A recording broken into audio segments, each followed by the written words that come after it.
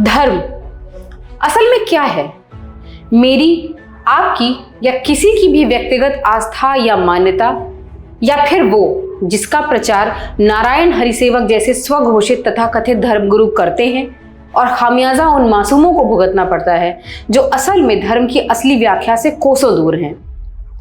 हाथरस की घटना हमारे सामने एकदम ताजा उदाहरण है कि कैसे अपनी सनक को धर्म बताकर एक आदमी, एक आम सा इंसान लाखों लोगों को बरगलाता है और उनका गुरु बन जाता है। आइए एक नजर डालते हैं हाथरस की पूरी घटना और इससे जुड़े हुए अपडेट्स पर।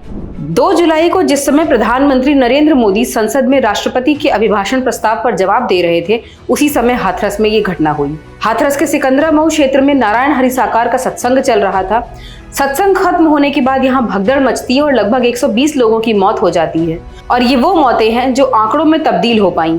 क्या मालूम कि असल नंबर इससे कितना बड़ा है। सत्संग में सिर्फ 80,000 लोगों की इजाजत थी और तस्वीरें बताती हैं कि पहुंचे थे लगभग 1.25 लाख या इससे भी ज्यादा। सिकंदरामऊ में मुगलगढ़ी और फुलरई के बीच करीब 200 बीघा जमीन पर सत्संग की तैयारी पिछले 15 दिनों से चल रही थी। 3 किलोमीटर तक वाहनों की कतारें थी और इंतजाम पर्याप्त नहीं थे। न इमरजेंसी एग्जिट बनाए गए थे और न मौके पर मेडिकल टीम मौजूद थी। इसके बावजूद जिला प्रशासन को ये समझ नहीं आया कि इन नाकाफी इंतजामों के बीच इतनी भीड़ इकट्ठा नहीं होने देनी चाहिए थी। हादसे के बाद से ही कथावाचक बाबा के फरार होने की बात सामने आई है। बाबा का रुतबा देखिए कि सेवादारों के खिलाफ FIR दर्ज हुई है जिसमें बाबा का नाम नहीं है। हालांकि बाद में ये अपडेट आया कि मैनपुरी में बाबा के घर पर पुलिस ने उसे हाउस अरेस्ट किया हुआ है। लेकिन यहाँ सवाल ये भी है कि अभी तक कोई गिरफ्तारी क्यों नहीं की गई। खुद मुख्यमंत्री योगी आदित्यनाथ ने घटना पर एक्शन लेते हुए 24 घंटे में इसकी जांच रिपोर्ट मांगी थी और कहा था कि दोषी कोई भी हो उसे बख्शा नहीं जाएगा।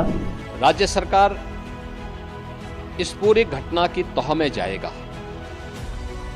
ये हादसा है या साजिश, यह भी हम इसकी तह में जाकर के इसको देखेंगे।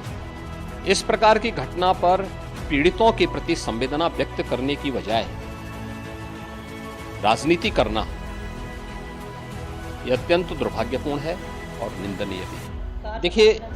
देखिए ये समय पीड़ितों के घावों पर मलहम लगाने का है, पीड़ितों के प्रति संवेदना का है। सरकार इस मामले में पहले से संवेदनशील है और सरकार इस मामले की तह में जाकर के साजिशकर्ताओं को भी और इस घटना के जिम्मेदार जो हैं उनको भी उचित सजा देगी।